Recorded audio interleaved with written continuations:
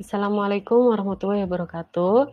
Saya akan menjelaskan cara menulis berita, bahwasanya berita itu, walaupun kita sudah dapat beritanya ya, tetapi, nggak segampang itu ya kita menyusun, kalimatnya dan, pastinya ada strategi khusus untuk, menyampaikan berita supaya menarik, dan tidak membosankan untuk dibaca. Ya, apa saja? Yang pertama, cara menulis berita yaitu menemukan peristiwa maupun kejadian untuk dijadikan berita. Jadi kita harus memilah-milah berita apa saja yang penting untuk disajikan dan disampaikan kepada publik ya. Berita berisi peristiwa maupun kejadian yang sifatnya aktual ya, terkini, serta penting untuk disebarluaskan. Jadi jangan sampai berita itu sangat remeh dan semua orang sudah tahu ngapain diberitain.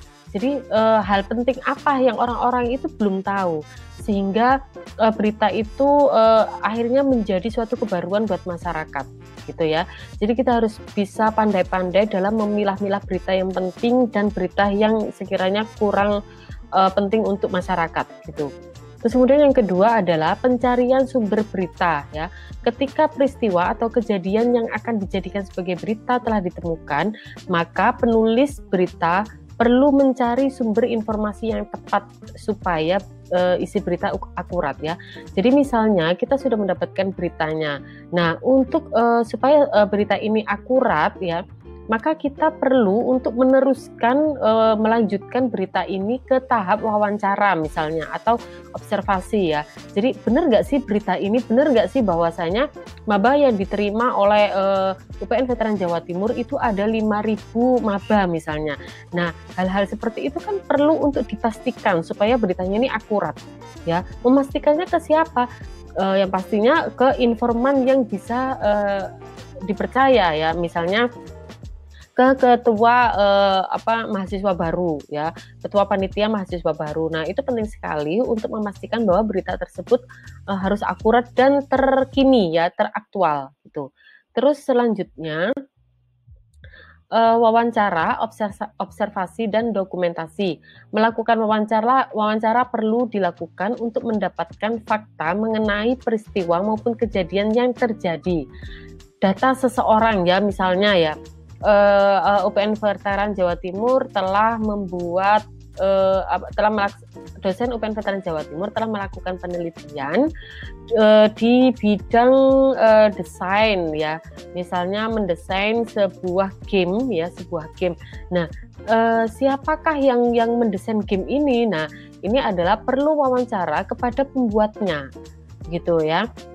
Terus kemudian tempat kejadian. Nah, di mana membuat game ini gitu. Terus kemudian kronologi atau kejadian serta data dan proses kejadiannya. Jadi misalnya ya, kronologinya itu kenapa sih harus dibuat game ya? Kenapa harus dibuatkan game? Emangnya ada masalah apa? Nah, kronologinya dari situ. Terus kemudian melaksanakan melalui tanya jawab dengan sumber informasi. Observasi dilakukan dengan mengamati gejala yang tampak di lokasi kejadian. Sedangkan dokumentasi dilakukan dengan mencari dan mengumpulkan data yang bersumber dari buku atau dokumen lainnya. Oke, jadi untuk pengumpulan data itu tidak harus dengan wawancara saja, bisa wawancara, observasi, dan dokumentasi data itu bisa dari buku, jurnal, dan lainnya. Dan tentunya dalam mempublikasikan beritanya nanti, sumber informasi itu juga harus ditulis ya, namanya siapa, terus observasinya tempatnya di mana, terus bukunya itu buku apa, halaman berapa gitu. Terus kemudian yang keempat, mencatat hal-hal penting. Dalam proses pencarian informasi perlu dilakukan pencatatan hal-hal yang penting berkenaan dengan berita yang akan ditulis ya.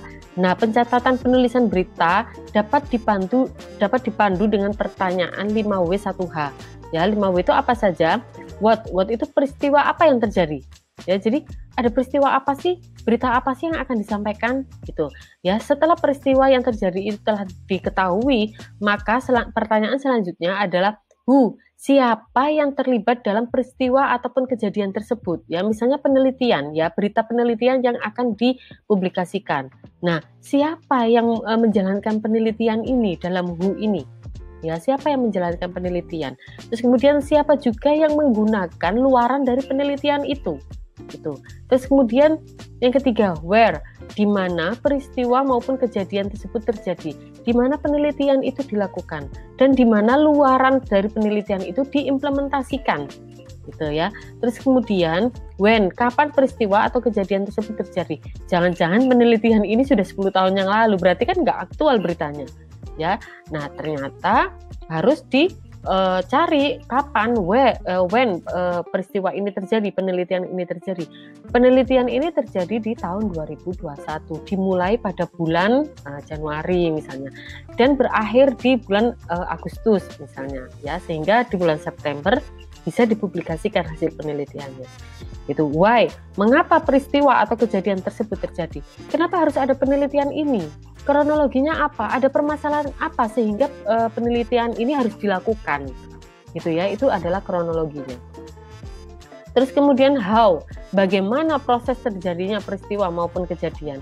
Prosesnya bagaimana sehingga penelitian ini harus dilakukan? Jadi proses penelitian itu teknisnya bagaimana, prosesnya bagaimana, prosedurnya bagaimana sehingga luarannya bisa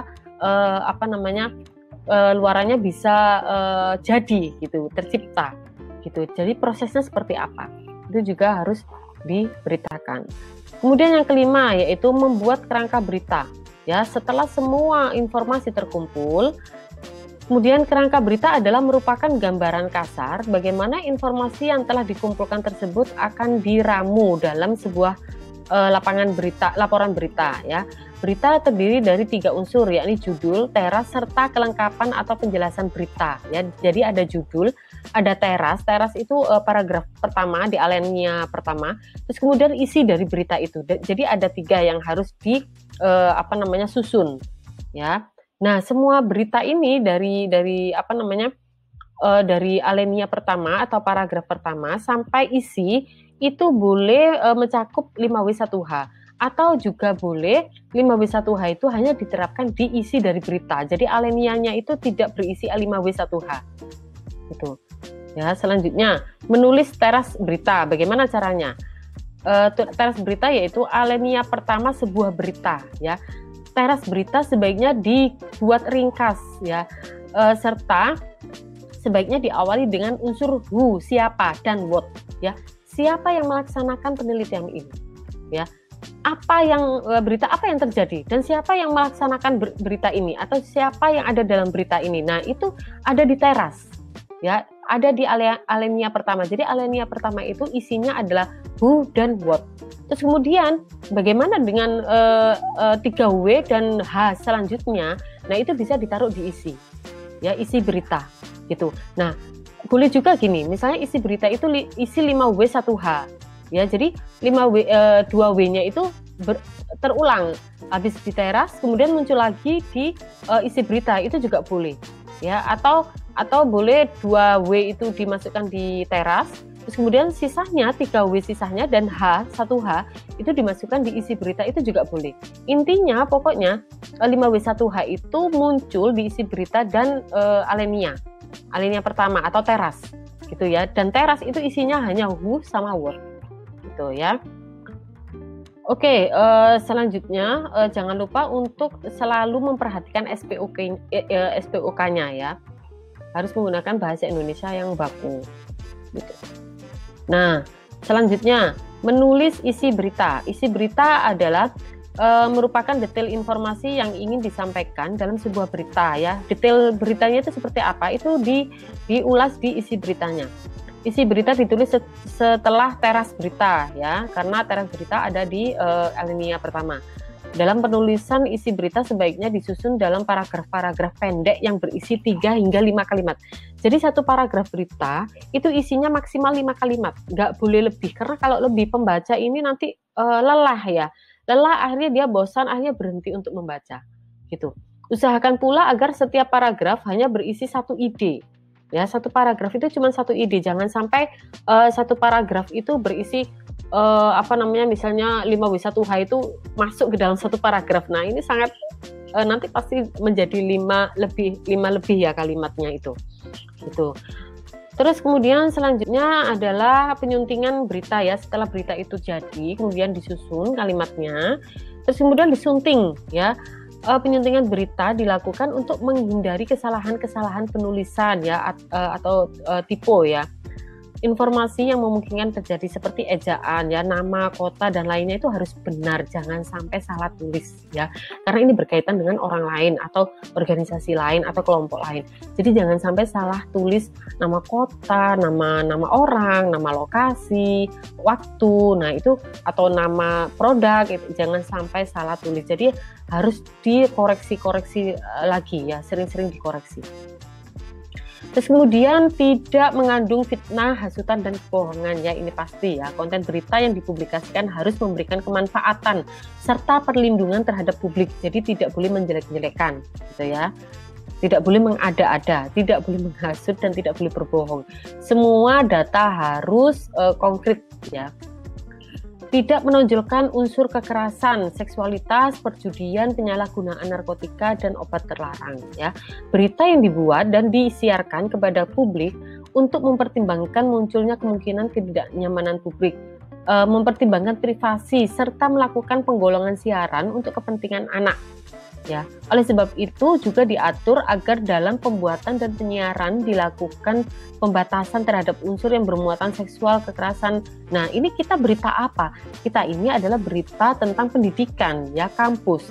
Nah, maka hindarkan dari berita-berita yang mengandung kekerasan, seksualitas, perjudian, penyalahgunaan narkotika, dan obat terlarang, gitu ya. Terus kemudian tidak mempertentangkan suku, agama, ras, dan golongan, dan ini sudah pasti ya, tidak boleh menjelek-jelekan suku, agama, ras, atau golongan. Selanjutnya tidak merendahkan nilai-nilai yang berlaku dalam masyarakat ya, sudah pasti ini ya. Intinya pokoknya tidak boleh menjelekkan, tidak boleh merendahkan, meremehkan, dan lain sebagainya. Tata bahasa dan kosakata dalam penyusunan kalimat, gunakan tata bahasa yang sesuai dengan kaidah bahasa Indonesia. SPOK-nya harus benar, gitu ya. Gunakan kata ganti orang ketiga dalam menggambarkan peristiwa. Dalam penyusunannya lebih baik menggunakan kalimat aktif dibandingkan kalimat pasif ya, supaya orang itu selalu penasaran dan ingin selalu membaca sampai selesai berita itu berakhir, gitu ya.